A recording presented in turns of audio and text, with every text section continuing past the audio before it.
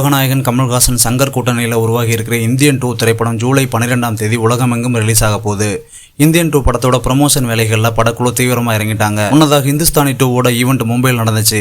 அடுத்த கட்டமாக சிங்கப்பூர் மற்றும் மலேசியாவில் இந்தியன் 2க்கான ஈவெண்ட் நடத்த போகிறாங்க. இந்த இந்தியன் 2 ஈவெண்ட்டில் உலகநாயகன் கமல்ஹாசன், எஸ்.ஜே. சூர்யா, சித்தார்த் கலந்துக்கிறாங்க. இது தொடர்பான வீடியோ அண்ட் ஃபோட்டோ சமூக வலைதளங்களில் வேகமாக பரவி வருது.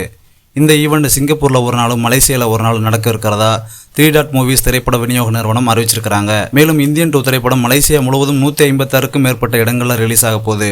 இதுக்கு முன்னாடி மலேசியாவில் வெளியான எல்லா திரைப்படங்களோட ரெக்கார்டையும் இந்தியன் 2 பிரேக் பண்ணி சாதனை படைச்சிருக்குது. அடுத்ததாக யூஎஸ்ஏல 2500க்கும் மேற்பட்ட ஸ்க்ரீனில் இந்தியன் 2 படம் திரையிட போகிறதா படத்தோட தயாரிப்பு நிறுவனம் போஸ்டர் வெளியிட்டிருக்கிறாங்க. கண்டிப்பாக உலக அளவில் இந்தியன் 2 திரைப்படம் ஒரு மிகப்பெரிய சாதனை படைக்கும்ன்றதில் எந்த விதமான சந்தேகமும் இல்லை. அடுத்ததாக உலகநாயகன் வில்லனாக நடித்த கல்கி 2998 திரைப்படம் நேற்று வெளியாச்சு. படம் வெளியாகி ரசிகர்கள் மத்தியில் நல்ல வரவேற்பு பெற்று வருது. இந்நிலையில் கல்கி படத்தை பார்த்த உலகநாயகன் செய்தியாளர்களுக்கு பேட்டி கொடுத்திருக்கிறாரு. இந்த பேட்டியில் உலகநாயகன் கமல்ஹாசன் என்ன சொன்னார் அப்படின்றத இந்த வீடியோவில் பார்க்கலாம். இப்போதான் நான் கல்கி படம் பார்த்துட்டு வரேன். சில நிமிடங்கள் தான் இந்த படத்தில் வரேன்.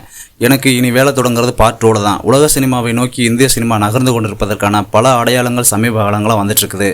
அதில் ஒன்று இந்த கல்கி படம்னு நான் நினைக்கிறேன். நான் மித்தாலஜி படங்களில் நடித்தது கிடையாது. நான் மனிதர்களோட வாழ்றேன்.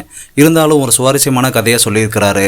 அமைஜி எல்லாம் எந்த நடிகர்கள் பட்டியலில் சேர்க்கறது, இளம் நடிகர்கள் பட்டியலையா இல்லை பழம் நடிகர்கள் பட்டியலையா சேர்க்கிறது என்ற குழப்பம் வர அளவுக்கு பிரமாதமாக பண்ணியிருக்கிறாரு. இது இந்திய திரைப்பட தொழிலுக்கு இந்த படம் வலு சேர்க்கும்னு நான் நம்புகிறேன். ஆடியன்ஸுக்கு தெரியாதுன்னு சொல்கிறது, ஜனங்கள் இப்படித்தானே சொல்கிறதெல்லாம் இயலாதவர்களோட கூற்று.